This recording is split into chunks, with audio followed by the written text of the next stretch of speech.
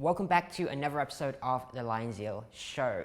I'm your host, Darryl Rosso, and this is the show for SEOs and digital marketers that like to get nerdy, technical, and discuss the real strategies entrepreneurs are using to grow their businesses. In this episode, I'm joined by Pham. So firstly, thanks for joining me, man. It's awesome to have you here. Thanks for having me. So let's just start with the basics, as always. And can you introduce yourself and who you are and what you do? Yeah, so I'm Bobby. I grew up in Raleigh, North Carolina for the most part. And I started off in link building right after college, which is way back in '06. So I was a link builder and worked for a company called Party Gaming, which probably most people are familiar with. We just bought links for all day. But I did agency work from '06 to about 2015. I did bounce to two different agencies, just pretty much doing link building, SEO, a little bit of PPC work. 2015, I made a little pivot and I started doing affiliate marketing, and I stumbled into the black hat industry. I worked for a guy named Charles Ngo, pretty well known affiliate marketer. Very well known, yeah. Yeah, so I learned a lot, during that time, and pretty much did mostly all paid traffic. Just stopped SEO completely.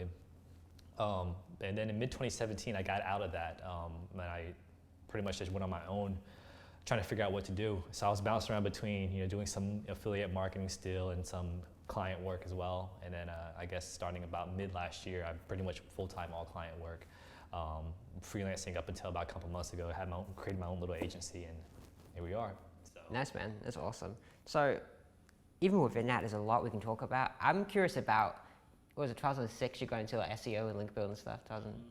What was it like back then? Especially, you're in it again now, so you know the difference. I mean, all we did was what was it like back then? It's not really too much different. I mean, nowadays we buy links as well. It's still links, yeah, it's still buying links. We still buy links, but nowadays there's a lot of link vendors that you can buy links from. So back then we were doing email outreach, but it's pretty much email outreach and saying, hey, can we buy a link from you? And then it was exactly the same. It was pretty much saying, hey, buy a link. We would literally say, hey, can we buy a link from your site? It wasn't just blogs, it was just any type of site, We were actually Party Gaming and wanted to create the #1 poker blog or something like that. All right. So any site related to poker. I mean, I was hitting up sites like poker chip stores saying, hey, can I buy a link? And some of them said, yeah. Wow. And then we would just judge it based on PR back then, So we just look at the PR bar and, whatever, the highest PR, we'd buy a link. That's awesome. I imagine your anchor text then as well was super optimized. Yes, actually. We literally would just buy Anchor's poker blog. Generator poker blog. So yeah, pretty much. Because I got in 2013, I got into SEO. And even then, it wasn't 100% exact match anchor text, but it was like 5-10%. So 5-10% of the time you'd have the exact keyword you want to rank for, which it worked back then. And then Penguin 2.0, I think it was back then here, and then everyone got screwed. But yeah, I mean, well, I find back then, I didn't even know what anchor. I didn't really think about it. I was just hey, buy as many links as you can. And that's all we did. So, but obviously a lot has changed. But I feel like the fundamentals really haven't changed. Links is still first, yeah. Links are still first. Links makes a difference. So. And as you said, it's way easier now because you can just go to vendors and we basically do the same thing, right? You just reach out to sites asking me to buy a link, but the vendors do that for you, so you just pay the vendor $100 or whatever and buy a link from them. I find that it's a lot more ROI just to go with a vendor. You can try to, to me, trying to build an outreach team is a huge headache. Trying to do outreach, I did outreach for 6 years, so I know exactly what the headaches are like, and I think it's just way easier to rely on vendors to do it, Yeah, so. Definitely, man. So what was the transition like from SEO to paid affiliate traffic marketing? It was really challenging. It was very different. Trying to set up a full affiliate campaign from scratch is a lot of work. You got to know how to I really think my time doing affiliate marketing for really expanding my digital marketing knowledge. You got to learn how to build websites. You got to learn how to set up tracking. You got to learn how things like passing sub IDs and parameters and shit like that. I had no idea what that shit mean, whatever. And it takes 20 steps to set up a campaign. So if your campaign's not profitable, you don't even know if you did it right. You don't know if it's because the campaign, the offer's bad or you didn't set up things right. So it's a lot of work. Yeah, sure. You got to set up 20 of these to find that one winning one. So that's why it was quite challenging. So in terms of what it was like, it was really difficult going from client work to trying to do that. So which is why I got out of it, because I'm not very good at that. I wasn't really good at that. What would you say is the difference in kind of skill sets or traits? Why weren't you good at that, but you are good at SEO?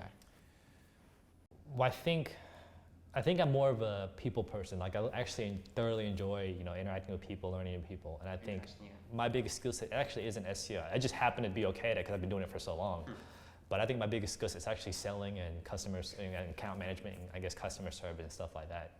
Interesting. Okay. Yeah. So. I'd say that's not mine. Well, I think communication is big. I think there's a gap between like the people who, like business owners, and the people that are in the doing SEO and digital marketing. I don't think they know how to properly communicate to like business owners and clients in a way where 100% agree. In fact, all the guys I know that are best at client SEO, they're really good at relationships. Like you just know, you can just meet with someone, you're speaking to them, you can just tell they're very good at building relationships. They're very caring people and stuff. It comes across very clearly. Yeah. So I would say that's probably my biggest skill set, and that's probably why I didn't do as well in paid traffic and affiliate marketing. That's just a grind. Like you just got to grind all day, and it's just hard for me to do that. So, or at least in that sense, I don't mind talking to people all day and creating videos or whatever. But yeah, that stuff's hard for me. Yeah, 100%, man. So you got out of that a year or so ago? Was it longer than that? Well, I got out in 2017 is when I stopped doing that full time. Gotcha, okay. Yeah, so then I started kind of dabbling, like, at that time I'd quit, so I didn't know what I was trying to do. I was just trying to make money, right? So with whatever skills I had, which was a lot of different, various skill sets. So. It's actually harder, I think. When you're starting out, it's just like, teach me anything that'll make me money. When you kind of been doing this for a few years and you're like, okay, now I want to start something new. So many different things. The hard part is actually choosing, okay, which is the one thing I'm going to like focus on. I 100% agree with that. Yeah, so it's tough. I definitely have, or and still to a degrray, have that shiny object syndrome. Yeah, exactly. So and it's different. It's hard to like get rid of that, especially knowing that any of these methods work. Like I've seen many different ways of making money online. So yeah, it's hard to really get rid of that. But once you start seeing success in one area, you kind of start focusing on that. And that was actually my next question. So like, why did you obviously you knew SEO, but is that the reason to go back into it, or? Why did that come about? Well, I mean, when I worked in like the affiliate marketing world, actually working for someone like Charles Ngo, he was actually someone I would consider like the first high performer I was ever surrounded about. Like I never really like met a high performer. Sure. Yeah. So, and then through him, I met a lot of other similar high performers. So it really changed my mentality. So I think that was a big key in being able to make it on my own, as an agency, doing my own agency or freelance work or whatever you call it. Like having that, pretty much the mentality of solving problems, I guess, is the biggest thing, right? Like, so I think most of the times when you're working for someone and you run into a problem, you just kind of naturally ask your boss or manager, what do I do, right? But when you're on your own, you don't have that option. So being able to solve problems, I think it was really helpful. What I learned from affiliate marketing carried over to what I do now. Okay, I like that. I think that's a big thing. Actually, when I work with people as well, like someone with the ability to solve problems, they stand out so much, right? Because if someone has a problem, their immediate reaction is, hey, help me with this, how can I fix this? It's just inconvenient, and yeah, it's a big skill. I don't even know how you learn it, you just kind of do it, I guess, over time. Like you just kind of do it, So, I mean, once you start solving a problem and doing stuff, you kind of start developing confidence, right? So like anytime like a problem comes up or an obstacle comes up, you don't really get detracted, you just get a little annoyed, but you just fix it or figure it out. So, yeah, I agree with that. Cool, man. So what about like today? So you got into SEO again. That was about a year ago, you said now. Yeah, well, full time I decided I'm going to focus just on client work. So yeah.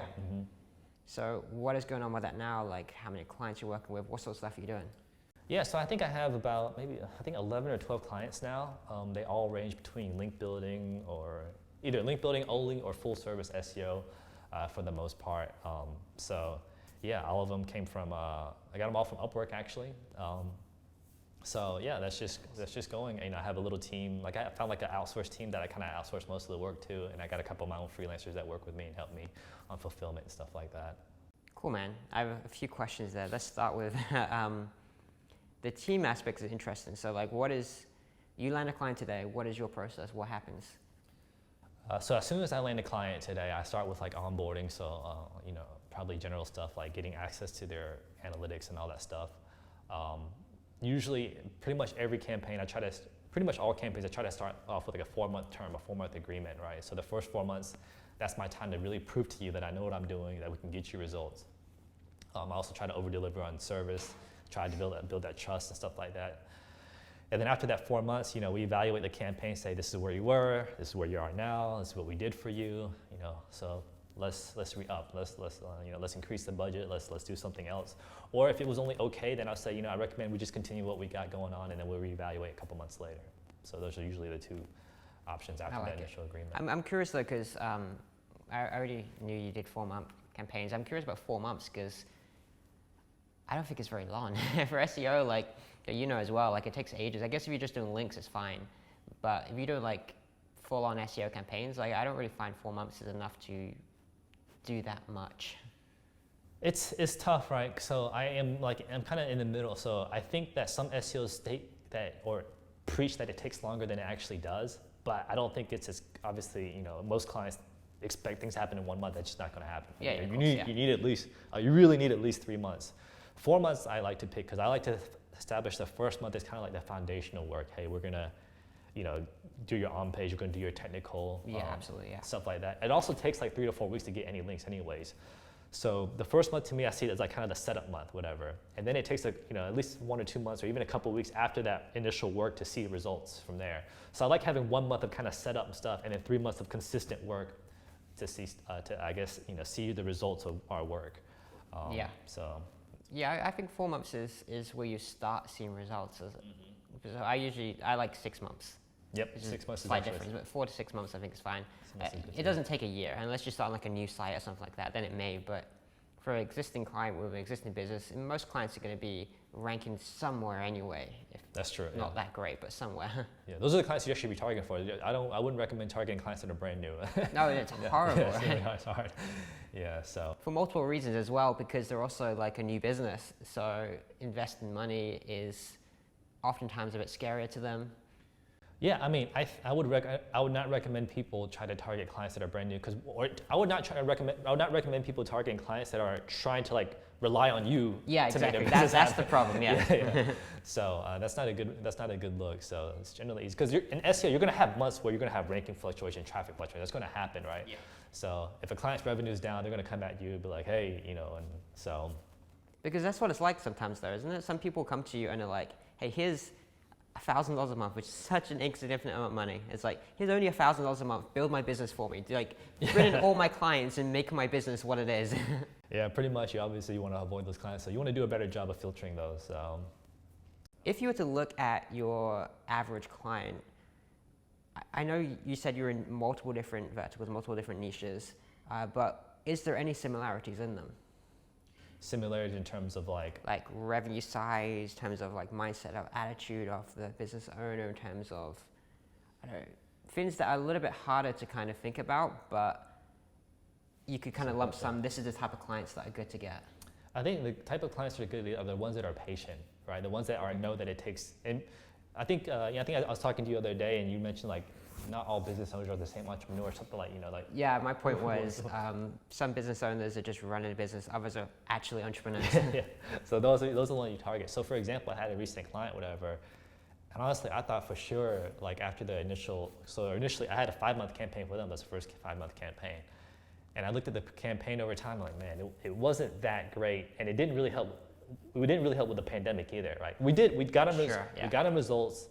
We got them results, we did well, but the pandemic, the past 2 months, like in February, March, like really killed them. So I thought for sure that they weren't going to renew, but they were fairly happy. It's like, no, I understand what's going on, and I like to continue. I have no problem. Y'all don't need to discount anything.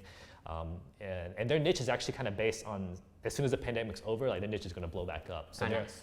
Yeah, so he was like, yeah, I'm actually planning on banking, after this is over. So I would say, the common thing I look for, or the common thing that you should look for, is those type of clients, the ones that kind of understand it takes a while to build a business. It takes a while. You're going to have ups and downs and stuff like that. Entrepreneurs, really, that's what it is, isn't it? Yeah. Someone that has patience, that's driven, motivated, wants to like grow their business and not relying on you, like you said. I think that's the reliant one is actually probably the biggest. It's not small. It's not new businesses that are the issue. It's the fact that they rely on you. Yeah, I agree. I mean, and I would say, in a way, like, I was actually had this mindset or thought the other day, like, in a way, I want my clients to be like, I want me to be the priority. Like, when they think about the bills, like, I need to pay this guy because he's getting results. So in a way, I think you want some type of reliance, but not in the way that, like, make or break their business type of deal. Yeah. No, I agree with that.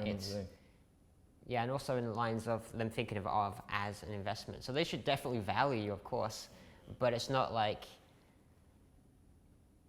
it doesn't matter when you get results, actually, to be fair. It's before you get them results that you don't want them to rely on you, because like if you're the only thing between them being successful and them not being successful, that is firstly terrifying, and secondly, it means they're going to be annoying the shit out of you because they're going to be checking like, hey, where's my results? Where's my rankings? Where's my traffic?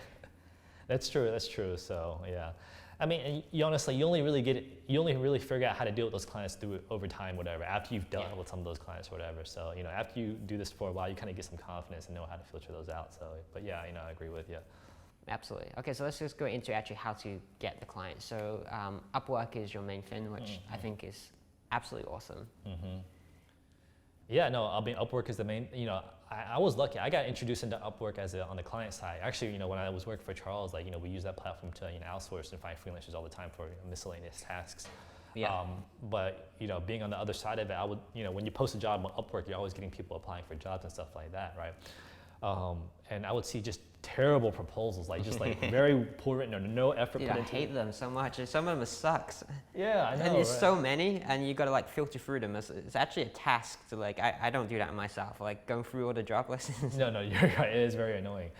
But seeing that on the client side, when I went and obviously started freelancing at UpWork, I kind of knew what clients were looking for. So my proposals are very well thought out. Pretty much, most of them have some level of personalization to them. Some of them, if I think it's a good job, I'll actually send a little video proposal as well, whatever. Nice. So, okay. My mentality is to do anything that stands out. My profile is very well written. I put a lot of effort into it. Can you think of an example, by the way, of the application? How personalizing it, because everyone has different levels of personalization. I teach cold email, and someone's like, I personalized the email because I put the name in it. Oh, that's not personalization, man. You're right, that's not. No, I actually try to attack whatever their problem is. They're gonna post their job and hey, I'm looking for link building. This is our website. This is what we're trying to do or whatever. So I'll literally say, hey, I see that you posted your website. I see that you're looking for link building. I looked at your website. This is what you're selling. I always try to talk about what they're selling. Some people don't. A business owner would really appreciate if you really took the time to understand their business or whatever. Yeah, absolutely. All right, so I try to understand what they're selling and then say, hey, by the way, I think you could do better if you did this or this, whatever. Even by the mere fact of just mentioning what their business does, I think is a level of personalization that they don't normally get. I agree. Yeah. So, but yeah, so that's what I mean. So, but I guess the big thing to look at is whatever they're looking for. They're looking for link building, then talk about link building and talk about how you can help their business specifically and what their business does and stuff like that. So. No, I agree with that because I'm usually on UpWork. I'm on the other side. I'm hiring people on UpWork, and it's always, here's why I'm great. Here's what I do. Here's everything about me is dude, I'm here because I have a problem that I need help solving. I don't care who you are. I want to know if you can help me solve this problem. Yeah, I find that sometimes I'll post a job and I'll get freelancers who seem to be quality freelancers, but their proposal letter is this really long template. It's some template, whatever. Yeah, for sure. Yeah, I don't have time to read over this shit, whatever. And I know it's a template one. We can tell when it's kind of templated and stuff like that. So I have an interesting example actually because I hired a guy a few months ago. I posted a job on UpWork for $200 or $170, something like that. I hired a guy for $4,000 off the same job because he posted, his application was, hey, the way you think about doing this is completely wrong. You should do it this way instead. And show me a way better approach of doing it. And I was only posting a sample test job to see if they can do it. So the full job was going to cost me a few grand anyway. So he immediately went in there and just showed me that actually your way is wrong. Here's a way better approach of doing it. And taught me something new that I didn't know how to do. And then quoted me $4 grand for it. And I was like, yeah, fuck it. Let's hire this guy. He knows his stuff. Did it end up being okay? He did good? Yeah. We just finished that recently, so it was really good. Yeah, I love it. I love those when you get those type of proposals. Not often, but yeah. So any of those are trying to get an UpWork, just what you gotta do. Was he U.S. based or was he international?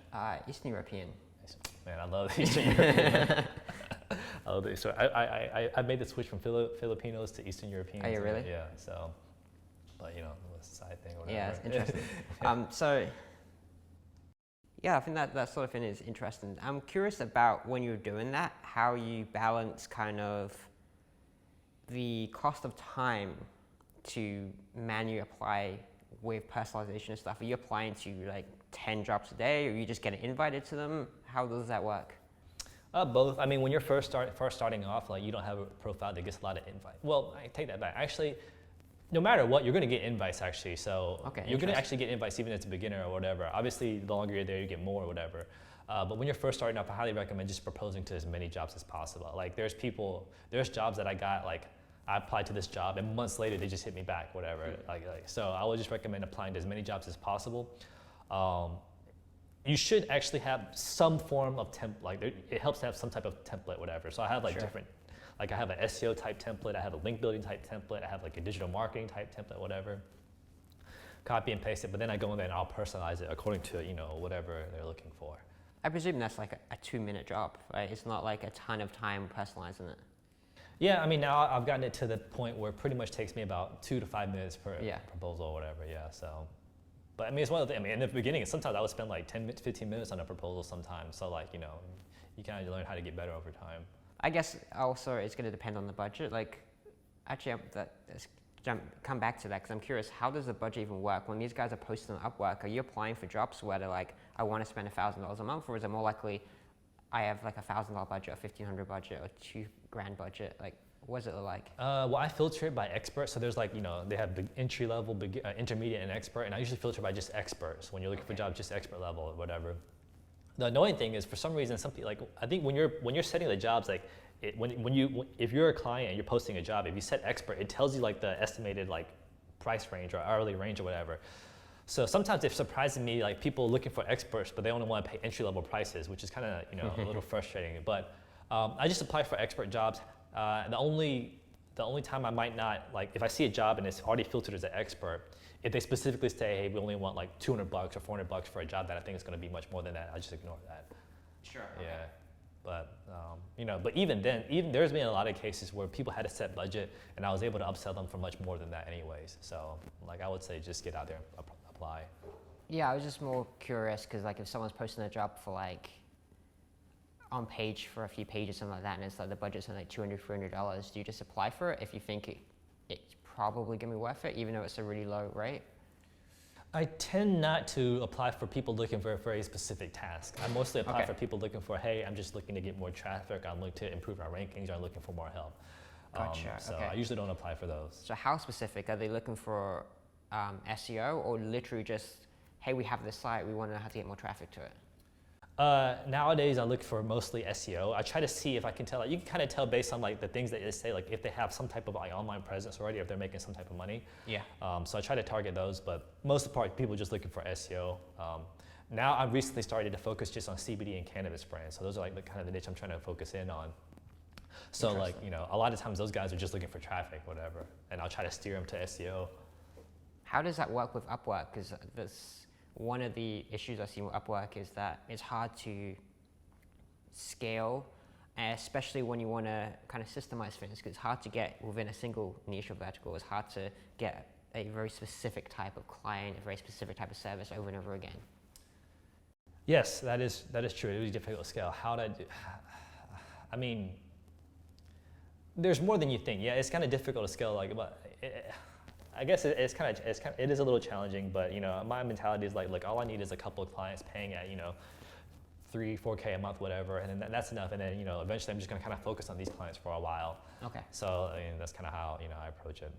I also believe that people understate referrals. I think if you get 3 to 5 clients, you can get to 6 figures just from those clients when you add in referrals over time. Yes, that is one thing that I did not account for when I first started off, is referrals, and the power of referrals is really massive. So that's why it's really important. If you find a good client, really try to do a good job for them. So yeah, yeah, 100%. And with what you said, your strength is people and relationships and stuff. All that plays in massively when it comes to referrals. Yeah, absolutely. I mean, there are cases where there were clients that I worked with, and I didn't do we didn't do that great work for we didn't get huge results, but they still referred us anyway, just because we were able to be professional and have a good attitude and things like that. So yeah, but definitely. Actually, that's an interesting topic. I'm curious because I'm socially awkward, introverted guy. So what can I learn from you about relationships and how to better connect with people and stuff, especially how it relates to clients and maintaining relationships, and do you... Well, I mean, I'll let you take direction. I think I think it's kind of a cliche statement, but I think it's true. They always say be yourself, right? But it's funny, I give that advice often, but another friend of mine was telling me about being yourself. If you're already socially awkward or whatever, it may not be the greatest advice. But I would still preach this advice, if you're socially awkward, you're not necessarily awkward. You just have very unique interests, and I would Yeah, for sure. and I would just say, hey, like just be open about the interest. I find that when you're meeting people, if you open up first about, or make a joke about something silly, like, hey, you know, like, I can't even think of something. Hey, I smoke weed, you know, hey, I smoke a joint or something like that. I sometimes smoke cannabis, whatever, right? It's still like, even nowadays in 2020, even though it's people are more openly accepted, it's still kind of a taboo topic, right? Yeah, sure. But if you're open about that, if you're authentic about that initially, then it gives other people permission to be open about whatever it is they are, right? I agree that 100%, yeah. Yeah, so automatically now you have like a little connection or whatever. So that being said, if there's a connection there, like people naturally are going to want to work with people they like, right? You're naturally going to work with people that you enjoy talking to, being around. So, but yeah, so I would just, how that plays into client work, like when you're talking to clients or whatever, when I'm talking to these clients initially, like they can kind of just sense that like kind of friendliness and casualness. And a lot of people on UpWork are kind of looking for that. They're not looking necessarily for like some professional agency or whatever. They're looking for people to work with. Yeah. Yeah, so, but yeah, those are kind of my takes on it, you know, just That's interesting, it's curious. Yeah. So you do that, so UpWork, like you apply for the job, do you get on the phone call or something? What does that process look like? Yeah, I always try to do some type of phone, and you know, I'm open to doing video, like, so like if they want to do a video call, I'll do that, because again, to me, that personalization is another level that will make you stand out from the competition. Most of these other guys, these freelancers, like they're afraid to do video, they're afraid to do calls. 100%, yeah. Yeah. Well, you get on a call, you get a chance to sell yourself. You know, you get a chance to say, oh, this is an actual person working on my business, whatever. And I think that's something that you really need, especially in the internet marketing industry, especially the SEO industry, which honestly filled with a lot of scammers and bullshitters or whatever. For sure. So just showing your face and stuff like that, you know, helps you stand out. And that kind of ties in what you said, by the way, because even if you're like me and you're pretty awkward and stuff, if you jump on the call and just like play into the fact that, hey, like I'm a computer nerd, I'm really freaking good at getting results, I'm not good at speaking on video or anything, it still builds up a level of trust and stuff. And your clients can see that quite clearly. Yeah. So, I mean, especially, you know, we're here based in Vietnam, so, you know, a lot of our clients, I'm sure, are going to be in the West, whatever. So It makes them feel, if they've seen your face, then they can envision you, like, working on their desk, you know, working or whatever. So, yeah. No, I don't think it's easy to sell, especially if you're going $1,500, $2,000, $2,500 a month over messages. Like, it can happen, but it's not as easy. If you just jump on a call, it's so much easier to build up trust. That's right. It's very challenging to sell 2-3K off just some emails and some messages. So you're right. So how many calls? What's the process? So you apply for the job, they come back and. Yeah, so they apply for the job. I apply for the job, then I get a response saying, hey, they'd like to learn more or whatever. So then I send them like a calendar link or a meeting link, whatever. Hey, you know, let's book a time, whatever that works for you.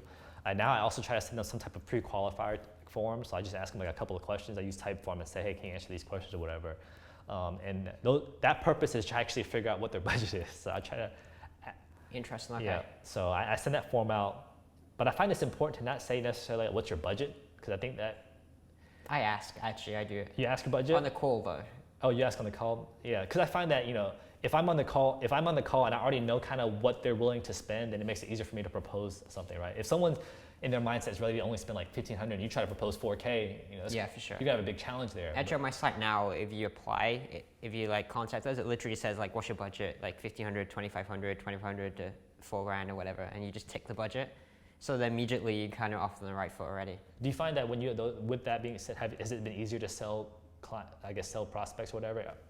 It's certainly easier to filter them at least anyway, but yeah, also because you know what sort of budget they're happy with, and you can see will a campaign fit within that budget. But the big thing is, for me, was filtering people with low budgets. If they're only looking to spend $2,000 a month, $1,500 a month, it's not enough. So you just filter them out immediately. I see. Well, yeah, I guess, I guess back to the original question, I sent them this little type form that just has a couple of questions or whatever. But maybe that's easier, because I phrase the question, I guess I've always been scared to say, like, what's your budget? I always try to say, like, what are you currently spending on digital marketing is the question I like to ask, or whatever. Yeah, I like that one too, yeah. Yeah, and then based on that answer, I can get an idea of what they'd be willing to spend on, you know, whatever else. So yeah, you were talking at a point, you saying something that you had, I guess you talk to some clients, whatever, that they don't even realize SEO is like a monthly thing. Yeah. You know, I found like an analogy that's really helpful to explaining SEO to people who, you know, aren't educated about it, is I can always compare SEO to like working out or trying to get in shape, right? So let's say your goal is to lose 20 pounds, right? You know what you need to do. You need to eat right, you need to go exercise. You don't know exactly when those 20 pounds will come off, but you know if you keep doing these 2 activities, that eventually will come off. And the more aggressive you are about these activities, if you go from, if you do it 3 times a week versus 5 times a week, obviously you'll get it done 5 times a week. And if you work with a better quality trainer and stuff like that, you'll accelerate hitting that goal. But I like to compare SEOs the same way, right? If you're trying to get number 1, it's pretty much just, for the most part, your on-page content and links. I can't tell you when you're gonna get number 1. What I can tell you is you keep doing these things, you'll eventually hit number 1, right? And the more you do these things, the more aggressive you are, you'll probably get there faster. So that's kind of how I like to compare SEO. And I find that analogy really makes it easier for people to understand and even justify paying for it on a monthly basis. Yeah, it's interesting. I agree. It's kind of it's tough to wrap your head around because, and this also comes back to what you were talking about before about communication, is that people are really bad at communicating stuff with clients. So when a client comes in and you're like, just trying to say, you should pay me $2,000 a month to do this SEO thing, they have no idea what it is, and they have no idea why they should continue paying for it. And especially when you get them ranking as well, that's even more confusing. Like, you've done it now, why do I have to continue paying you? Like, it's very difficult to explain this. Yeah, if you try, you lost 20 pounds, well, it's not gonna stay off. You gotta keep doing what you're doing, right? So yeah, so if you wanna keep number 1, you gotta keep doing what you're doing. Yeah, on that note, like I think communication support, like all these business owners, like I'll see people, like sometimes they'll show me other proposals that people sent them, and it's like these lists of keywords that have CPC and keyword gap analysis and like KD score, and all, like these businesses don't know what the fuck any of this means. Like, they don't know what any of this means. It's overwhelming them. They just want to know, are you going to get them results? You say yes, and you kind of try to break it down more simply how you're going to do it there, and then, so. That's interesting. So my sales approach is maybe a little bit different. I'm not entirely sure. So my approach is basically we jump on a call for 20, 30 minutes and we talk about essentially what they want to achieve and what the problem is that they're in now. Because there's a reason they're talking to you. It's not because they just want traffic. There's a specific reason they want more traffic. They want to increase their revenue. Maybe they just have certain revenue goals and not yet. And I kind of want to establish kind of that gap between like where they are now and like where they want to be. So if they want to add an extra $100,000 a year, it's like, well, we're already talking about $100,000 a year now, so when it's spending $20,000 a year on SEO is suddenly not that big a deal. So that's kind of the first step. And then I basically nerd out and talk the weird shit that they don't actually care about, but only for the simple reason is that, I don't know about your experience, I found most people have some level of experience with SEO and it's usually not good. Yeah. So because they've been kind of screwed over by other SEOs, I want to like run them through a process, not because they care about it whatsoever, just because it shows them like, holy crap, this guy's good at what he does and he has a specific strategic process for doing it. I see what you're saying. So you say you talk about, you kind of nerd out a little bit. Is that kind of to show like expertise a little bit? I'll like open up a screen share and show them like, hey, here's how many like backlinks your competitors have. Here's how many you have right now. If we're looking to match this, here's how many we need to build up. And kind of introduce the process, not in a way that shows them how to do it, just in a way that shows them that there's a science, so to speak, behind what I'm doing. It's not guesswork. The way I'm selling is that everyone else, they're just guessing, they don't really know, they just like buy some links and do some random stuff, but when I'm doing it, there's a very strategic process. Here's exactly what we're gonna do every month to get you these results. How do you handle the questions like, like how much revenue can I expect, or predict when they ask you to predict revenue and things like that? You can use like ROI calculators if the search volume's there. It's an estimate at most. It's not even that accurate, but it's a certain estimate. But you can't really. You don't really know exactly.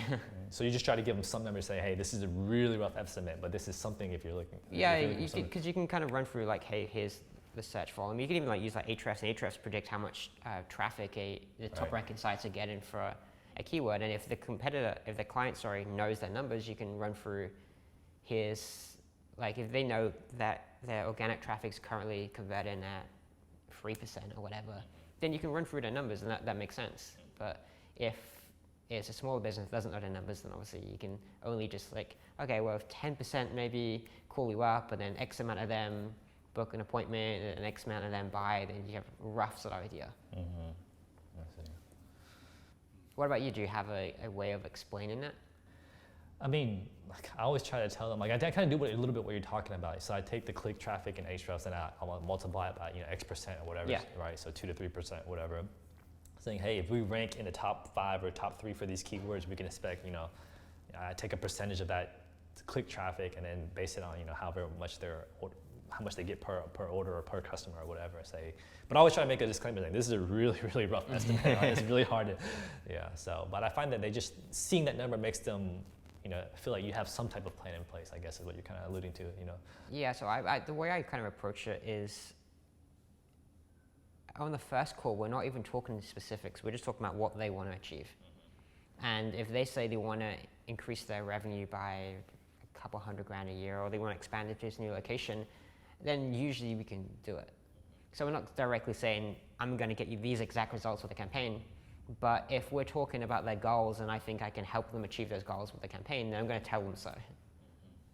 But it's not as specific as we're going to increase revenue by this amount, because we don't know. Like, you never know. Yeah, that's a good point. But yeah, now I think you also mentioned something that was a little. You said you got on the call. You talk about like, hey, I can help you hit these goals, and then you kind of said you start nerding out a little bit. And I've actually been in a couple situations where you're right. I talk to prospects who have some level of SEO. Actually, I think they overestimate what they know as SEO. I'm coming to a couple of calls and like, yeah, I should do link building. Yeah, I should do SEO, this or whatever. I'm like, oh, okay. So I would talk as if they knew that stuff. And then as I talked, I realized they didn't know that stuff. Yeah. But I could also tell they were trying to challenge me and say like, what's the difference between you? These guys have already got me links, whatever. So then I had to really get nerded out. I think recently I had to like I started talking about tiered link building and T1, T2 links, and internal links and stuff. I was like, you really want to get into this? I can. Don't go that bad. Yeah. But it got the job done. And it was able to demonstrate expertise, and he kind of built a little more trust in me. So, but yeah, that's kind of cool that you mentioned that. So I can relate to that. Yeah, it's different approaches. I think it works for everyone, really. Mm-hmm. So, but I mean, I think that's where it comes. Like, if you're like if you have communication skills or experience dealing with a lot of different people, you kind of recognize like, okay, this guy's looking for. I need to kind of show off a little bit actually to this guy. Okay, right? Yeah, 100%. Yeah. So, so I think being a good communicator kind of helps. Dude, that's the part. So you were in my course, right? So you're in my course, and I have loads of people in the course as well. One of the sticking points or issues with teaching any course, which you may know about as well, is that I teach my full sales process, but also my sales process is exactly what you said, which is when I communicate with a client, some clients I will change it, the way I approach it based on how they're communicating. So like you said, some clients I'll get a little bit more technical and show off a little bit more. And others, when it gets to the technical part, I just kind of breeze through it really quickly and just get to the price because they're not interested, they don't care. Mm-hmm. So it's totally like customized based on who you're talking to. And that's like a very difficult part to teach. You just learn that from experience, I think. Yeah, I mean, I think really experience is the only thing like that will teach you. You just have to get in there and you have to get in there. I'm big on like taking action. I'm big on just going in there and like looking stupid and getting embarrassed. Like when I first started, I looked stupid a lot of times. Like I did. We all did. Yeah. So you just kind of have to keep in there, just ride it out. To be honest with you. Yeah.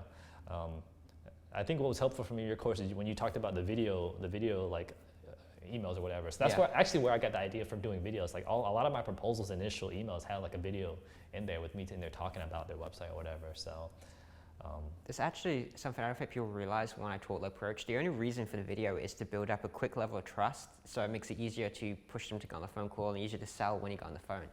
A lot of people misconstrued it and thought the only way it works is if you just send videos over email.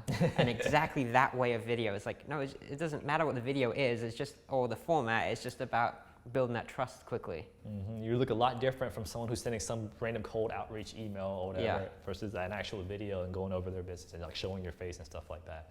So exactly. So let's jump back to UpWork because there's so much we can discuss there. And I personally believe that UpWork is one of, if you're doing client SEO, one of, if not the fastest way to get to six figures. Yep. Do you agree with that? Yeah? I would agree with that statement 100%, yeah. So what is the starting point if someone wants to do that? Because I believe that, but I'm not an UpWork guy. I don't do UpWork except for hiring people. So yeah, where did I start? I would start off like, do everything you can that your competitors aren't doing. That's my mentality, right? On UpWork, the majority of people are lazy as shit. The majority of people have like lazy, sloppy looking profiles. The majority of people are like, copy and pasting these like proposals that are just clearly templated. So I would start by, obviously beefing up your profile as much as possible. If you have case studies, it helps. And you probably do, like, if you're getting into SEO, you probably have worked at some agency work. You probably have done something for somebody, right? Like even if it's just like a little bit of traffic, just to get something, right? So those really help. But beef up your profile. What I did was I would just look at the top SEOs on UpWork or top digital marketers. I would just look at their profiles. I would literally copy their profile, but change it for me. So that's like literally what I did to start off. So beef up your profile, and then the next step is just start applying. Like just start applying for jobs. You know, just literally apply for as many as you can, right? Like apply for I think Upwork now you have to like pay for connects or something, like pay for credits or something like that, whatever. Wow. Okay. Yeah. So that's a little. But I mean, it's relatively cheap. It's like, I mean, I pay $15 a month for like 60 connects, and it rolls over or whatever. And that's I think. Gotcha. Okay. Yeah, and every job ranges from 2 to 6 connects, whatever. And $15 is a very small amount to pay, you know, if you get like one $1,500 job or $2,000 job. So, but yeah, those are the first things I would start off on. Beef up your profile and apply for as many jobs as you can. And you know, in the beginning, I would go overboard with my proposals, like be customized, be personalized, just go overboard. So that way you get the practice of just personalizing proposals and just getting better at proposing. So, what about the budget and things like that? Are these? Would you start with like lower budget? Probably. I mean, honestly, yeah. I would start with. I would have the mentality of take whatever I can get. Because when you're starting on Upwork, you really need to build your reviews. Like you really need to get that like. That's what I thought. That's why I asked. Yeah. Yeah. You really need to get a 100% rating. And I actually recall. I remember like, I got a 100% rating really quickly. Actually, I think it only like at maybe 10K earnings or whatever. I got a 100% rating, which really surprised me. Whatever. But that was really helpful. So in terms of applying for jobs, I wouldn't be too picky about what jobs. I would just get jobs because in the beginning, your goal is to get your profile rating high. Yeah, that's what I heard. Yeah. So I would focus on that first. Yeah. Yeah, I also had this certain things you can be classed as like, I don't know because I'm not doing it, like rising talent and things like that. That if you get those certain classifications, it makes it really easy to get promoted and get invited to a lot of jobs. Yes, they does. Like I recently just got my top rated badge, whatever. Which top rated, yeah. But that takes a while to get, whatever. But like rising, I don't even know how I don't honestly know how I got this. I remember just had it. I just had it, whatever. But I would suggest, yeah, just apply for as many jobs as possible. Take anything. In your beginning, your goal is to just get that 100% rating as soon as possible. And beg your client or beg them for a review. Like offer them extra work. Just say, hey, can you give me a review? Like I'll offer them a little extra work. I'll say, I'll give you another link if you just give me a review. So. Did you have any scenarios where a client was unhappy? Because that could really wreck your profile, right? Fortunately, I don't think I had any. I had one client that, you know, we didn't get that great of results, but like that's when my, you know, customer service communication kind of overplayed. Like, so that was only really one instance where I remember like the results really weren't there. The campaign was almost, we got them rankings, but it didn't turn into like more revenue. So, but that was maybe one case. But no, for the most part, everything's been okay. That's good, man. Yeah. I think that's a very, it's a reality people have to face, by the way, that sometimes your clients won't actually get results. No. Like most of the time they probably will, but there are certain cases where, like you said, like you get the rankings and it doesn't convert into anything, but also some cases where you just don't get the rankings. Mm-hmm. And that sucks, but it's kind of a reality that you have to deal with. Is another reason why it's so important to not guarantee certain things and anything like that. Yeah, no, I agree. I mean, look, I'm all about not guaranteeing, but I do think that, you know, you can say, I always try to say, like, I'm not going to guarantee anything, but you're likely, if you follow this path, you're likely going to see some type of results, you know. So I always try to say, give me 4 months, I can show you results. And you also have to, you know, obviously, like we mentioned earlier, do better about trying to filter out the clients or the prospects that you work with, you know, so. Yeah, I agree with that. So, I'm trying to think of what else, because I'm not on Upwork, so I'm trying to think of what else people need to know to optimize the Upwork profiles and stuff specifically. The headline is big. The headline is big. Surely try to, like, that's the yeah. I mean, Upwork is kind of like all these. Anytime you're on some platform like Upwork or Fiverr, there's like an algorithm to it. They have some search algorithm which is very similar to Google or whatever, right? So like, you know, if you do SEO, your headline should literally say SEO and link building. That's literally what people are searching. If you go to Upwork and you type in, you know, SEO or whatever, or type in like, they have like a search suggestions, whatever, so those are what people are searching for. So whatever skill set that you want to sell, whatever, literally make that your headline, you know. Now, if you talk to some copywriters, there should be like, I help you get to the first page, or I get you, you know, I can double extra revenue, which is, they're cool, clever, whatever, but you don't need that stuff. Just say, hey, SEO, PPC, link building, whatever. So, but your headline's pretty important. Beef up your profile. Just take someone's profile that's already doing well, like I said, and just copy it for yours. Your initial hourly rate, you gotta get your ego in check, man. You gotta lower your hourly rate. You're not gonna be able to come out the gate and charge like $50, $100 an hour, no matter really who you are. So get your ego in check, and then just start applying for jobs, really. Like that's what I would recommend, just start applying for jobs, and then you'll start noticing a pattern, you'll start figuring out your process and what type of people you wanna work with. That's awesome. Yeah. I think that there's a big opportunity for people in the West to do this. I have no idea, like we're in Vietnam, if Vietnamese people get on there, I imagine they're going to have the same issues they have everywhere, where people presume because they're from Vietnam, because they're from the Philippines, because they're from India, that it should be cheaper to hire, and we may still run into the same issue. Yes, unfortunately that is the case. Like, I think so. Yeah. That is really the case. Like, if you're overseas, I would actually see if you can somehow get like some address or something over in the U.S. or something, and just say, hey, you're based in the U.S. whatever. In fact, my profile still says I'm based in Miami or whatever. Yeah, of course, it makes sense. Yeah, but as soon as they get on the call, I'm like, hey, I'm actually in Vietnam now, and that usually is not an issue. But yeah, unfortunately, if you're in a lower cost country or whatever, you're gonna have a challenge, but it shouldn't detract you. You can certainly still. I pay expert level fees for people based in India, Pakistan, or whatever. Oh, for sure. So, yeah, I gave a guy in Eastern Europe $4,000. Yeah, so like don't let it detract you, but you'll have a little bit more challenge. Yeah. Interesting, man. So can we talk a little bit more about kind of the clients you work with now then, and what you're actually doing with the clients? Yeah, I mean, so I think about a fourth of my clients are CBD or cannabis. So I kind of want to focus on those because I find there's a huge demand for that right now. Like, almost every CBD and cannabis company I come across seem to be doing okay. They have existing revenue. Yeah, hot niche right now, definitely. Two, like, they have trouble. It's challenging for them to advertise on Facebook and Google. So naturally, their marketing channels are pretty much either SEO or influencer marketing or whatever. So that's awesome, actually. I didn't even think about that. Yeah. Yeah. So this is why I try to target them. And for the most part, these guys, people in this space tend to be really relaxed and chill. Like, they're not overly picky, overly aggressive. They're fairly laid back. They're fairly patient or whatever. And it's fitting. That's cool. Yeah. So that's those are like the clients that I'm like my favorite clients and the ones I'm trying to focus on getting more of. But honestly, these guys, most of the other clients I have are just all over niches, like really miscellaneous niches or whatever. One guy sells, so in the U.S., if you're in the military, if you're in active duty, you cannot be evicted, or you can't face like charges or something like that. You can't be evicted, whatever. But if you're not on active duty, then you can. So this service, one of my clients works with, they provide that service. They help you verify if someone's on active duty or not, whatever. And they have like a really great business around that. So that's kind of the cool thing working with clients. That's cool. That's very specific, yeah. Yeah, so that's kind of the cool thing in client work, because you come across a lot of different niches, whatever, right? And having an affiliate marketing background, you sometimes think, oh, how else could I monetize it? How else can I get creative with this stuff, whatever? Because that's a big need in affiliate, when you're doing affiliate marketing, you're looking for niches. Yeah, so, 100%. But yeah, so my clients are all over the place, really, but about a fourth of them on CBD cannabis, and I kind of want to start focusing on them or getting more of those. So.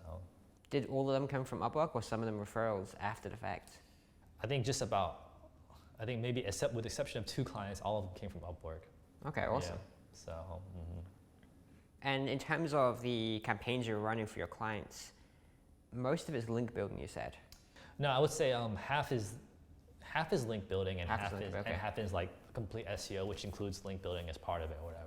But with the link building ones, I will hopefully try to upsell them on additional SEO as well. And even when we're doing link building, we do a little bit of on page for them as well, because it helps, right? So I'll do like a little bit of on page for them. How does the outsource and the team, like, what is your involvement with those campaigns, and what is outsourced and what is managed by contractors? I mean, pretty much all the work is outsourced to them. Like, I'm only focused on account management and just talking to the client and Perfect. Project management. But yeah, the team that I work with, actually, I met the team through someone that was in your course who was working with them. So awesome. Yeah, so they referred me to this team, and then we've been working with them for like years. I've been working with them for years now, whatever. But yeah, so they just handle. I didn't know that. That's cool. yeah. But they handle all the work, so they do all the work and stuff like that. So. So to the point where like you just like, here's a new client, deal with it, or like you have to break down? Well, I have to break down because a lot of clients sometimes will have different needs. So I kind of have like the onboarding and a project scope and say, this is what they're looking for. These are the keywords that that I want them to rank for. So focus on this, whatever, and then they know what to do. And I'm really lucky because this outsourced team isn't like most white label platforms where they have like a set plan. Like, they're very flexible. Like, they pretty much just do whatever I need them to do as it relates to SEO or link building. That's awesome. So it's white label though, or is it like you're paying them hourly, or how's it? I mean, I don't know how it works. I just have a team. I say, here, do the work, and then they send me a report, and then I kind of, I guess, pretty much kind of clean it up and send it over to the clients and stuff like that. But in terms of paying them, like, is it they charge a fixed rate per client, or? Oh no, well they charge an hourly rate. Oh, that's what I mean there. So it's not really white label then. Yeah. So they charge. Yeah, that's so what I was going for. yeah. So they charge an hourly rate. So pretty much, yeah. Oh, that's awesome. So how many people is it like an agency? I guess he has his own little team, but I think he has a couple other clients or people similar to me who have. But I think I think he mostly works with me. But yeah, it's like a little agency based in the Ukraine. Yeah, so. Cool, man. No, that's the best way. I don't see the point in. My approach is I kind of teach it as like the Apple approach, because you look at any Apple product, it says on the back of it like designed in California, because they design the products, but then the manufacturing is outsourced to China or wherever. So I kind of have the same philosophy in my business, is that I want to design the campaigns. So I'm going to come up with like, here's what we're going to do in this campaign. But then I'm going to go to the link person to buy links. I'm going to go to the on-page person to buy on-page. I'm going to go to the technical SEO person to do a technical audit and different things like that. Yeah, I mean, that's pretty much the exact same setup I have, whatever. Okay, yeah, awesome. So, so that works. I mean, yeah, I guess that you described it well, designing the campaigns, that kind of thing. I design the campaign and then, go from there. So. It's time efficient then, because you may have experienced it before, like when you do everything yourself. I did this for clients when I started off. So you have like a handful of clients, so you're just working all day just to do the damn work. Yeah, it is tiring or whatever. I still find myself going in and buying links sometimes. I guess I get kind of picky about that, whatever. So I'll go in and pick the links. It's a big deal.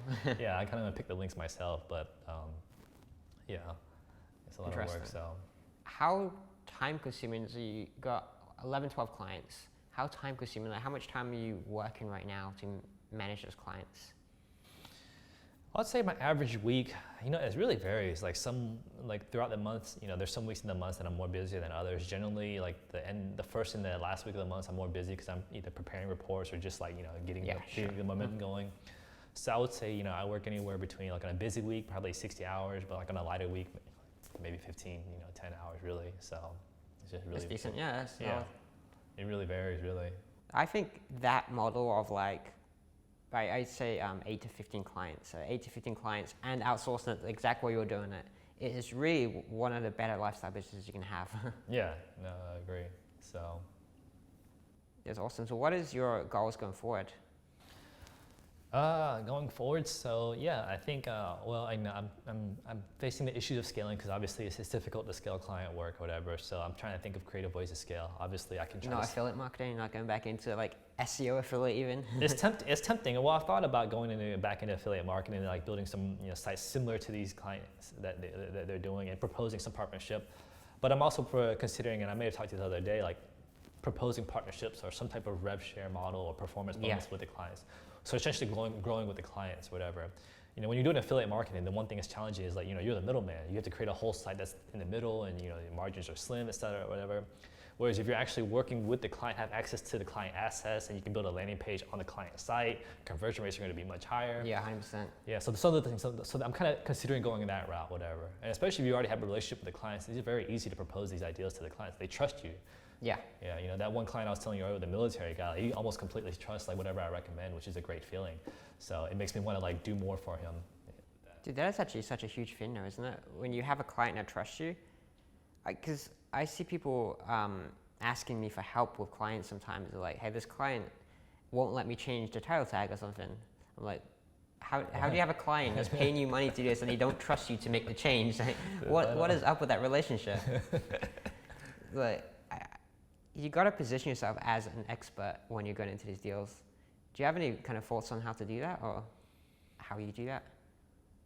Well, that's why I think that first month or that first initial engagement is really key. You really got to get those results and you really got to go above and beyond, right? Yeah, like don't be afraid to go, I'll do a little bit more than what I promised them, whatever. So like, I don't be afraid. So look, it's much easier to work hard and build the trust in the beginning. And then as you work, you can kind of maybe every now and then like slack off here and there, whatever. So like my mentality is like work hard, build that trust in the beginning, really go above and beyond, whatever. And like respond to emails as fast as possible, How about when you're in Vietnam versus the US, which is like, what time is it over there right now? Yeah, I know. Well, fortunately, I actually happen to I do work on a similar, pretty much on the Eastern time zone schedule. So like, I'm mostly available between the hours of like 8 and 3 to 4 sometimes. Okay. So I'm already kind of on that schedule anyways. And they know that I'm over here, whatever. So they're cool with it. But you have to prove to them it's not an issue first. So you got to like work hard first and show that's not an issue. All right, and you got to do that by responding fast. So I guess back to your question of like, if these clients, if you're not able to change their title tag, you clearly need to work on your relationship with your clients, whatever. You clearly haven't built some trust or something like that. Yeah, I think that's like kind of the expectation you set when you're going into it, and then like you said, that as soon as you got started, like right at the beginning of the campaign, you got to set that straight away. Yeah, I mean, at the end of the day, if you're getting results, like results will really trump everything. So that's why like, I argue back, like go work hard, make sure you get those results. So if you have to over deliver, if you know, I've lost money trying to deliver results before, so like make sure you get those results. I agree with that. Yeah. I think you mentioned it as well. I like to, in the first monthly campaign, like pretty much use like the whole budget or like a lot of it anyway. Yep. Like really do a lot of work in the first month, because firstly, that first month work is not going to do anything really. Like all the on-pages stuff is good to get it done, but it's not going to have dramatic differences in most cases, because it's going to take a while for it all to add up. So I like to just get it all done as quickly as possible, and also you can show the client, hey, look how much we've done for you, like straight away. Yep. Just setting that tone immediately. Yeah, no, I would agree with that. Yeah, So actually, before we get into that, there's another topic. Clearing my thoughts here. How do you deal with clients when you're traveling? Because I know you travel quite a bit as well and living in a completely different time zone. You kind of touched on it already, but it's a question people have. They want to live the whole digital nomad lifestyle, but they're worried about clients. I mean, I don't find it challenging. I mean, if you're working this lifestyle, if you're already working some form of internet marketing, you kind of know what it's like to respond to client emails and whatever and stuff like that. So like, I mean, as long as you have email access, you can kind of, you can kind of plan your schedule, right? If you have email access, clients will email you or whatever. But honestly, I'm at the point now, like I haven't really brought on that many new clients. So most of the clients I'm already working with, we have relationships and we have trust there or whatever. Yeah. I send a report at the end of the beginning of the month. We do our work and that's it. We don't really talk too much throughout the month. That's pretty much it, So I try to promise, any emails I get, I try to respond within 24 hours. Usually I respond much faster than that, but I always promise within 24 hours. They got my WhatsApp, they got my email, they got my Skype, whatever. Perfect, yeah. No, I agree. I think it's just a stupid point, really. It's just a fear, but there's actually no rationalization behind it, because clients do not care in the slightest. They care about getting results. They don't care where you're sitting as you get the results. Nope. I mean, now I will say that in the beginning, they might care about that. That might be some issue for them. Like I'll get on a call like, oh, I can kind of sense that they have some doubt about that. So that's why, again, really important, like the first initial engagement, first couple of months, go above and beyond, work hard, get results, and the rest will be a little bit easier. I mean, when I started off, I didn't tell people. I just said I travel often. I just said I live in the UK and travel often. I have a UK business, and that didn't make no difference anyway. But one thing that was important for me was to set an expectation straight away, because I don't want a client to call me, like ever. Like I don't want to have to like wait for the phone to ring, or not even wait for it, but like be interrupted by the phone ringing, especially at a weird time zone or something. So I like here's my phone number. If you call me, I'm not going to answer it. You tell them right away, like kind of your availability and stuff like that. Is that how you do that? I don't tell them hours or anything. I say, if you want, like, here's my phone number. If it's an absolute emergency, you call me. I might not answer it. If you need something, email me, because I'll get back to you quickly. I will respond really quickly for emails. But for calls, is like, no. But if you want to jump on a call, I'm happy to jump on a call anytime they want. Email me. We'll schedule something in, and I'll jump on a call anytime. Well, I mean, what really works for me is like, sometimes clients will email a very specific question, whatever, and I'll just like straight up like instead of writing an email, I'll just create like a quick video response to it, whatever. That's great, yeah. And I found that's been really helpful, and they like that. And sometimes it's to the point where like they prefer these little video like snippets over like a meeting or a call or whatever. Yeah, I agree with that. Yeah. So I'll do that. The only downside is in Vietnam, it takes forever to upload these videos. So it's just is your internet like that? Sometimes, yeah. So, but a little side rant. So speaking of Vietnam, I think we're both in Vietnam now you've been here for a couple of years or so as well, I think. Right now is an awesome place to be, because this virus thing is all over the world, but here it's relatively normal. It's totally normal right now, which is awesome. We can go out, get out of the house, do whatever we want.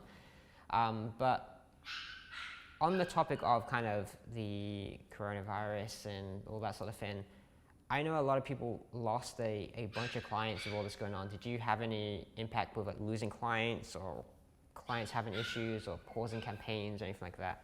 Yeah, I mean, I did lose 2 clients, whatever. So that was a little fortunate. But what's surprising is one of them, like, I did not Well, they paused. Actually, we've been talking again, or whatever. But I did not expect that because they were doing great. Actually, I was actually really surprised. Like their revenue was like blowing up, whatever.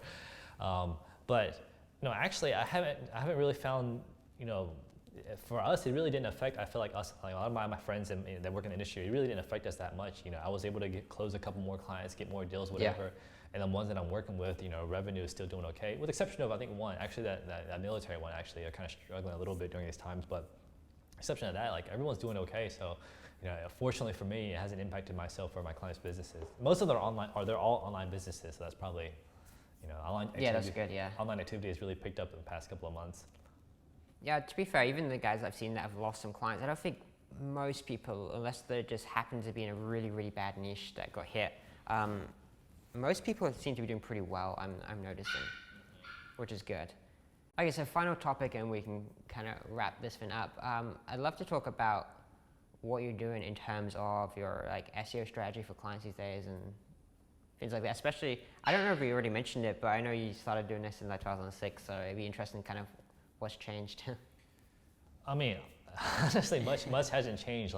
To me, I'm always big on the 80-20 principle. What is, I think 20% of your actions yield 80% of the result or something like that. Yeah. So I kind of look at SEO in that way.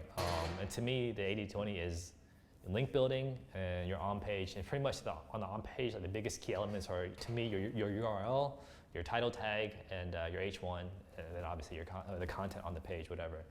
So you get those right, and then just link building for the most part, whatever. Internal links are starting to become a big part of that. So to me, those are the main things I try to optimize the most and make sure that's done well. Keyword research, obviously you want to make sure you're targeting the right keywords. I think most people initially target, there's I think a debate. Some people focus on targeting these long tails, and then some people are all about more search volume. So I try to obviously find somewhere in between. Yeah, that's interesting. I think for existing sites, I just look at what's already ranking on first page or second page or something. That's kind of my approach. You have your main big keyword usually. This is my approach, and then whatever keywords are already ranking, you're going to get a bunch of keywords that are ranking 7th, 8th, 9th, 10th, and then some on the second page. They're really easy to increase the rankings with a couple links or some on-page tweaks, and you're going to get quicker results. Yeah, no, absolutely. I would say always focus on the keywords that you're already ranking for. Yeah. I always tell clients literally this, knowing SEO takes a while. You want to focus on these keywords that you're already ranking for because those keywords will be benefited the most and the quickest. Exactly, yeah. So I try to focus on those first, and then from there, you get results for those, and they kind of start believing it, all right? So, but yeah, I mean, pretty much just on page, title tag, URL, H1, content, links, and internal links now too. That's a big part of it, I find now. Interesting. Yeah. What are you doing for internal links? Obviously you're creating internal links, but in terms of anchor text optimization. Well, internal links from your own domain, you have to obviously be very aggressive with your anchor text. You can pretty much use exact match keywords, so that's what I'll do. I try to pretty much for any page that I'm trying to rank for, I try to get at least 3 to 4 internal links or whatever. Okay. Right? So from supporting content pieces, if they don't have any supporting content, I'll literally, whatever their main keyword is, I just try to get content, something about that keyword or whatever, and then link to your page. And then I also actually try to get internal links from links that I acquire. So if I get a guest post from some domain, I'll also ask them for an internal link to that link as well. So you have your T1 link, and then you have an internal link to that link, whatever. So, but yeah, I'm finding internal links are actually a pretty big factor, at least what I'm seeing. Yeah, I'm a big fan of internal links as well. I don't optimize the anchor text that much. Yeah. So I mix it up a little bit. So miscellaneous, exact, and topical. So I don't want to over-optimize it. I think you can actually over-optimize even internal anchor text. Yeah. But if you're not having issues with it, then it doesn't matter whatsoever. Well, I probably needed to take a look again. It freaks me out a little bit, but no, that's awesome. I agree with that. I had the affiliate marketing background, so these black hat guys were used to being really aggressive, we're used to pushing the limits or whatever, so that's probably what it comes from. Yeah, 100%. No, my approach these days is kind of take it easier with everything, even backlinks, anchor text with backlinks. I want to take it pretty easy. I don't want to over-optimize it whatsoever. I usually look at kind of the competitors, but even when I'm doing targeted anchor text, I'm going to have a whole bunch of different variations and stuff in there. Do you map out the anchor text profile of the top competitors, so you kind of have a plan specifically how many your anchor text percentage? Yeah. Okay. Do you do any auditing like that? So that one, and also another thing we like to do is we like to download the competitors' backlink profiles based on DR, so we can see how many DR 30 to 40 links they have, how many DR 40 to 50 links they have, and so on. Then we can kind of match their backlink profile. Like I do an analysis like that, but honestly, when I'm doing link building, when we actually got the links, I don't follow it as detailed. Like I kind of just eyeball. You know, you can do an eyeball test after you get some experience, right? But then if I see like if they're stuck on a certain position, then I'll start getting more detailed and trying to break that, right? So if they're stuck like at number 3 or number 4, then okay, what else we need to do? I'm a fan though of what you said is that once the 80-20 thing I think applies once you understand the granular details, when you understand how anchor text works and on-page different factors and stuff like that. Then when you're doing that, it's pretty simple. It's like just fix some on-page stuff up and build some links. Like ranking isn't that complicated once you understand those details. The problem is that within those few steps, there's actually a lot of detail that can easily be overlooked and done wrong. Yeah, no, I mean, I agree. You know, like I said, I'm big on 80-20. The overwhelming of people aren't even doing SEO, right? So if you just do anything, if you literally put your keyword in the title tag, like you're gonna start ranking or whatever, right? So. My goal is to, hey, show some results, show some potential, and then like, oh, this shit works, whatever. So then you can start getting into, you know, more of the details if you're stuck or whatever. So, yeah. So for on-page, you have someone that does it all for you. So they do all the on-page for you. For links, you buy links from different vendors and stuff. Are you just buying like guest posts or link insertions or PBNs or what? Yeah, so I'll do a mix of guest posts and niche edits, link insertions. Obviously, you're trying to make sure they're not hacked. Yeah, preferably. Yeah. For the PBNs, nowadays I use PBNs mostly at T2. For T2, I agree with that. T2, I pull them to most of the guest posts, and I also will use PBNs for like content because your articles need to rank as well. So you know, I won't try to waste any guest posts on like the content. I'll save the guest posts for like the product pages or whatever. But I'll get PBNs for content, you know, and I'll use PBNs for T2 links. So, but even in some cases, like, you know, if I have a big enough link building budget, I'll experiment with like kind of like a custom campaign and just kind of, you know, try to find more sites in. So that's awesome, man. Yeah. No, I like that because also I agree. It's pretty much the same guest post link inserts, PBNs for T2. I agree with that. That's pretty much the whole backlink profile, and I'll do like a whole mix of anchor text on those links. Whereas I see some people trying to use, even today, like Web 2.0s and like blog comments and forum profiles. Like, you don't need to do any of that stuff. Like, no, you don't. It's just, you don't need to do it. Yeah, no, it's funny. I think I was competing with some other, like I was talking to a prospect, I was competing with some other agency or whatever, and they had already sent them some like social bookmark links. Yeah, and some social comments. bookmark. I didn't even know that was still a thing. Like, what is this stuff? They're like, yeah, you know, is this stuff any good? I'm like, well, I mean, it's not going to move the needle, I'll tell you that. It won't move, whatever. I mean, those stuff is good. Like, you know, if you want to diversify your anchor text profile, you know, sometimes I'll use that stuff or whatever. But yeah, they're pretty much useless, except for diversifying your anchor text profile. I will use them for that sometimes. Yeah, even for like diversify, I'll just diversify anchor text profile with the link. Like if I'm doing a link insertion, I can just use a I can click here on the anchor text and the link insertion if I want to. You know what it is? I guess sometimes I'm too lazy to do like a full-blown anchor text analysis. So I know if I have like enough links to have enough comments, links to have like you know, branded anchors, then I know I don't have to be so careful. Gotcha. Yeah. So that's what it is, really. But yeah, that's how we like to start it all off. Just nerdy audit, takes forever. Obviously, don't do it yourself, but you already know that anyway. That's not my skill set. If you sit down and like manually map out like, say a competitor has like 1,000 backlinks and you got 3 competitors, so you got to go through like 3,000 links then, and like what type of anchor text is this? Is the most boring thing in the world. No, you shouldn't be doing that. I mean, but it is good to do that every now and then. Like I force myself every now and then to do that stuff just so you can stay fresh, because it's much easier to sell if you've actually done it, and it's much easier to talk about if you've actually done it. If you've never done it for a while, you find it's kind of tough to talk about. So you kind of need to do it every now and then, whatever. Yeah, I agree with that. Yeah. So. In terms of SEO, I think that's basically it. Do you use any? What tools are you using? Man, Ahrefs and Surfer, man. That's all I use. Yeah, 100%. Yeah. Ahrefs and Surfer is all the tools that you need. So Ahrefs obviously for keyword research, Surfer for on-page, whatever. So. Surfer is like an amazing tool. Yeah, I've been using it also. So for anyone that doesn't know, do you want to like quickly explain what it is? Yeah, Surfer is a tool. So they pretty much, what they'll do is like they'll study. So let's say you have a specific keyword that you want to rank for. We'll say like blue shoes or something like that. So study the top ranking sites for that keyword and analyze how those pages are optimized for that keyword. So it's like, okay, the top 10 sites, they have an average of 2,000 words. The title tag has this keyword at least once or whatever, and then it'll analyze your URL and compare and make recommendations on your URL for that keyword. Yeah. Right, so it literally tells you exactly what you need to do. So all you do is just follow it step by step, on the recommendations you do. That is straight up 80-20 there, because it's like, here's all the things you need to change. It's like, okay, perfect. 80-20, that's all I'm done. And what's funny to me is actually, even the team that I work with, initially they were kind of resistant. Like they were like, well, we prefer to do this manually. I'm like, why? Like, why are you doing this manually? This is like the same thing, whatever. Yeah. So, but yeah, so Surfer for your on page, Surfer for your content as well. I was actually getting into debate with someone else the other day. They still wanted to write like a human content brief. I'm like, why? Surfer has that like content editor tool. So for those that don't know, they also have like a content tool, pretty much to tell you exactly how to write a piece of content for a specific keyword. So definitely, if you guys aren't, use Surfer. Yeah, it's awesome. I need to get an affiliate link if they have one. Yeah, no, they do have one. It was like a close, like it's like you have to ask for it specifically, or whatever. So yeah. Cool. If there's a link below, then I found it. Yeah. So yeah, ask them for it. That's awesome. No, I agree. And Ahrefs too. I love the Ahrefs guys, and the tool is amazing. It's awesome. Do Ahrefs too. Is there any other tools that people use outside of that you'd recommend? Like I wouldn't.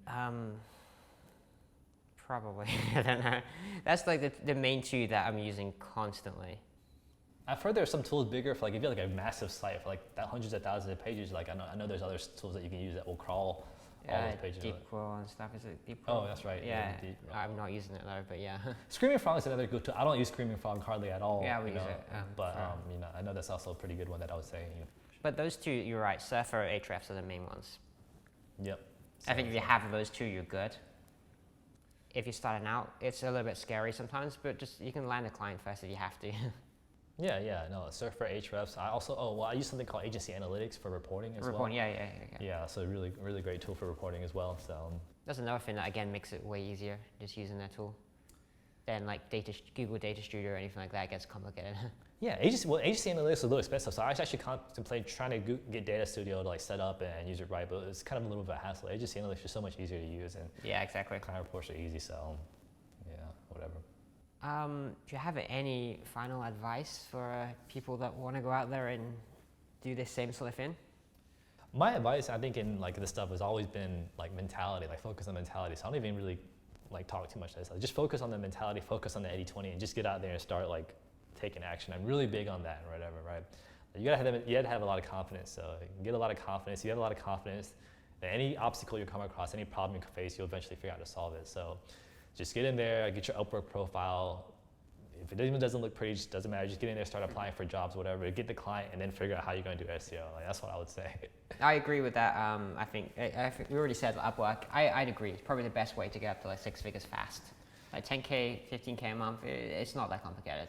Oh, just get on UpWork. You're gonna have to lower your profile rate and your hourly rate at first. Check your ego, and then just get in there and start building it up. Yeah, the confidence thing that you mentioned. How do you become more confident? I think you just do the work and just get better at it. Yeah, I mean, like anything, like the more you do something, you just get better at it. But I think competence builds confidence. Yeah. Yeah. But I think initially, most people I think there's a huge disconnect from people that are trying to figure out how to make money online and aren't, and they think that it's a lot of work involved. Like if you meet, and you can probably say most of your peers as well. Like when you meet them, you're like, oh, like they're not really any more smarter than you are, or whatever. Like the only difference, they just get in there and they hustle. Yeah. So just confidence, just get in there, just do it. These guys aren't any smarter than you. What about if someone is like totally new to SEO and they've just happened to stumble onto this video or this podcast episode, and they're thinking if they should start it? Do you think they can still start it, or do you think they need to take 3 months out, learn some SEO first, or get a job for an agency first? What about those guys? I mean, if you're completely brand new, it'll certainly be challenging trying to recommend the route that we're going or whatever. So I would certainly recommend seeing if you can get a job at an agency, some entry-level job or whatever. But that being said, like just offer to do it for free. I would even say, hey, like find some people saying like, I'm learning SEO, sign local business. Can I work on your site? I know a little bit about it already. So go read some blogs, whatever. Diggity's one of my favorite guys. So I shout out to Diggity. I love his blog, whatever. So some of the stuff you talk about as well in your course and on your videos here, I would look. You definitely have some knowledge bombs with some of the interviews you have. So I would definitely check out some of the interviews that you have as well. Thanks, man. But yeah, so if you're new, obviously I would say work for an agency. But if not, if you want to just get in there, your guy Diggity, with these ones I check out. Yeah, I agree with that. I think It's hard when you're starting out. I think you have to put some effort into learning. Obviously, you can't just go land clients immediately. It's like, oh, just figure out SEO later. Like, you definitely have to learn it. And then, as you said, as you learn more anyway, you get more confident as well. So if you can help out some like family members or something like the other in business, I mean, that's an awesome way of getting started, building up that skill. But also you can, if you're just doing UpWork stuff as well, like you said, you start off with lower budgets anyway, because you just need to build those reviews. So you can just start on UpWork. It's not the most difficult thing. You're not charging a lot of money. And then just build your way up as you get into it. But it takes time. I think it's easy, but it still takes more than a lot of people think. Yes, it is easy, but it does take time. People have to accept like, this stuff is going to take like consistent. I think I heard a quote like people overestimate what they can do in a day, but underestimate what they'll do in a year. Yeah. Right. So I try to like keep that in mind, keep that thought in mind or whatever. So like SEO to me, if you go in there, if you figure out a keyword that you're trying to target and it's not in the title tag, just put that keyword in the title tag and watch the rankings pop up, right? It won't jump to the first page, but it'll jump up in rankings or whatever. Yeah. And that's enough to show that you know how to kind of do this, right? That's enough to show some results or whatever. So, but yeah, so I would say. Awesome, man. So if someone wants to connect with you, message you, add you, anything like that, do you want to, like, where can they find you? Oh man, just PM me on Facebook, man. Hit me up on Facebook. I'm in these groups sometimes. You'll see me randomly commenting, but yeah, message me on Facebook. Facebook.com/BMPham is my last name. So I would say Facebook. Yeah, just hit me up there. Awesome, man. It's awesome to have you on the show today. Well, appreciate it, man. I've been trying to get on this for a while. I know we've been in Vietnam and we need to talk, so thanks for having me. So I hope you guys enjoyed the episode. These lights are like killing me right now in my face. So I hope it's worth it for you guys. I hope you learned something new from this, and I'll see you guys in the next episode.